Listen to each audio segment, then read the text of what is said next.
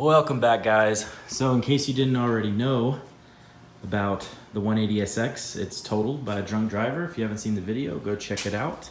But there are silver linings, my friends. And this one just so happens to come in the form of a 400 horsepower SR that is in need of a new home. And I think I found just the home. Meet Russ, the successor to Gus. If I told you guys how much I paid for this truck, you wouldn't even believe me. It was so much less than what I paid for Gus in so much better condition. The guy that I bought it from was really cool. He actually just did all the timing stuff. It doesn't have that like slap or rattle when you start it. Did the water pump on this thing, and it has 210,000 miles, but it runs like a top. The AC blows cold. It's got heat. It idles perfectly. It drives just fine. I mean, it's fantastic. It's actually a little bit of a shame that I'm just yanking this thing out because it just runs so well.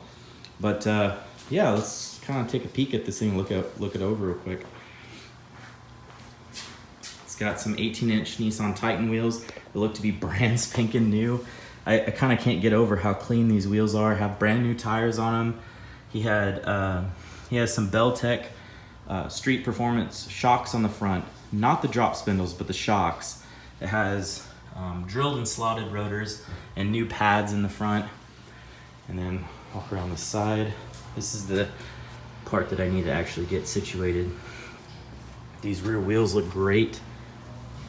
And then it has Bell-Tech Street Performance lowering blocks and shocks in the rear.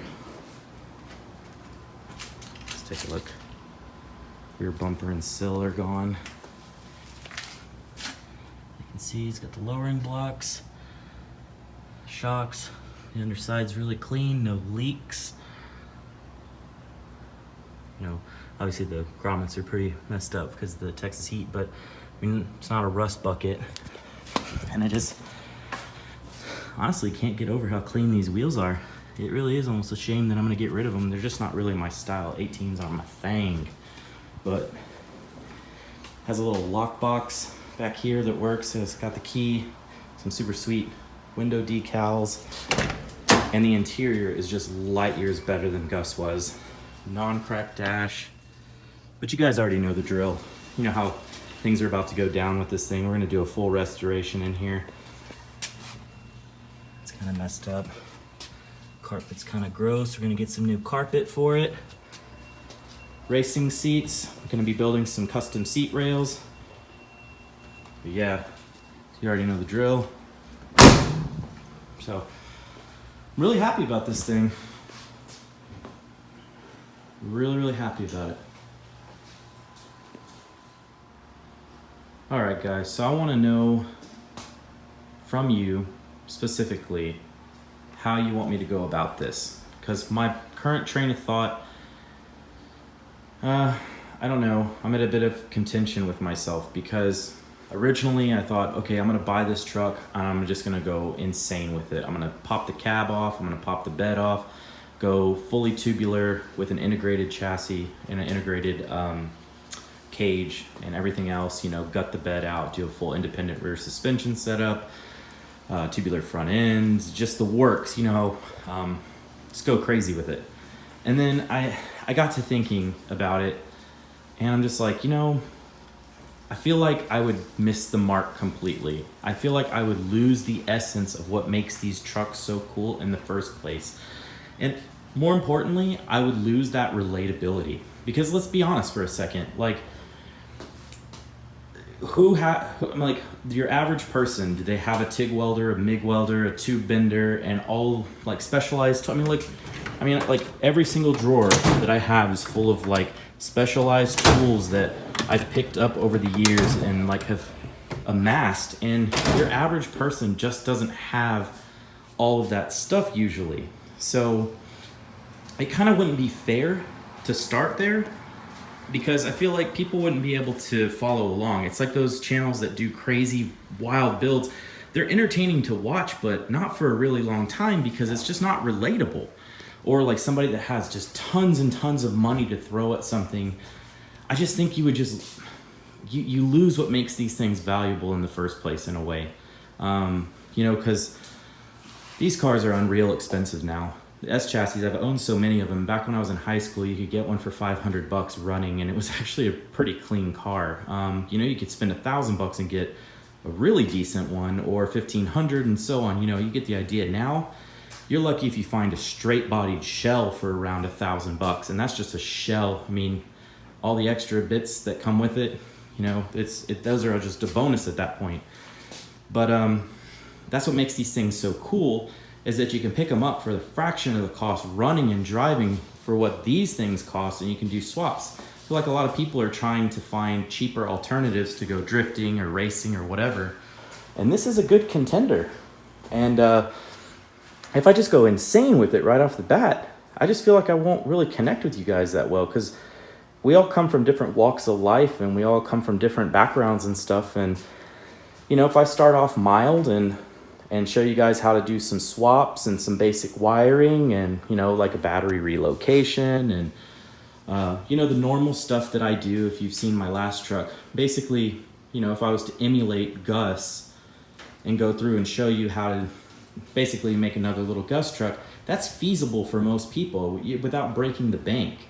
And you can go out and drift and have a good time, hang out with your friends, not spend a lot of money. You got a vehicle that's incredibly utilitarian, like a truck, versus a car where you can't even put anything in the back, really. I don't know. I want to hear what you guys think. It's really important to me to know what you guys are thinking. I checked my YouTube analytics, and it turns out that the vast majority of my followers are Nissan Hardbody fans.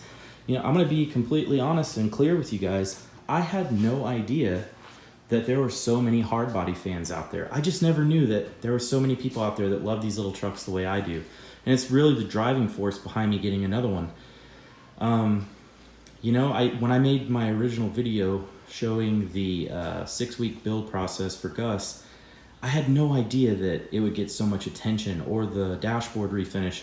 If I would have known that, you know, obviously hindsight's 2020, I would have done a much better job composing those videos. I would have thrown in real drift footage. I would have thrown in, you know, build processes and stuff like that, but I didn't, because I just had no clue that people were actually interested in these things. It turns out that over 3/4 of the people that are watching my channel are Nissan Hardbody fans. That's so sick. I'm so happy about that. So anyway, yeah, let's do this together. Let's start off let's start off mild, and let's work our way to wild, slowly. Gives everybody time to catch up and build your dream truck, whatever it is that you want to do. And, you know, this will be episode 1 of a really long series, I hope. And, oh, by the way, I have a website that I'm working on right now. The website's up and live, but the store's not. It's called, it's innersanctumracing.com. You can head over there, check it out. It should be really cool. I'll have some like slaps and stuff, slap stickers and some other things up there within the week or so you can support the channel if you'd like. Also, when I start building stuff for this truck, I can start selling things. Like if I build the motor mounts and the cross member section stuff for the SR20 swap and other things like that, I can post those for sale, or like seat rails or sliders.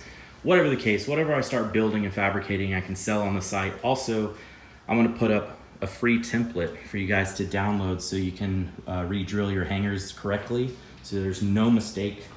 You can get it right the first time. I'm actually going to sell a little kit too. I'm going to make a little kit with the drill bit that you need, a centering device, and a few other things so you guys can drill with confidence and know that it's going to be right. I'm going to show you guys how to do the pinion angle correction, the little spacers for the drive shaft carrier bearing. Anyways, a lot of stuff to come, but too much stuff to go over in this little episode. But yeah, I definitely want to know what you're thinking. I hit 1,000 subscribers. Thank you guys so much. I wouldn't be doing this without y'all. And yeah, I mean, I'm really excited about this. I'm really excited about this series. So please let me know what you think. And as always, thanks for watching. Cheers.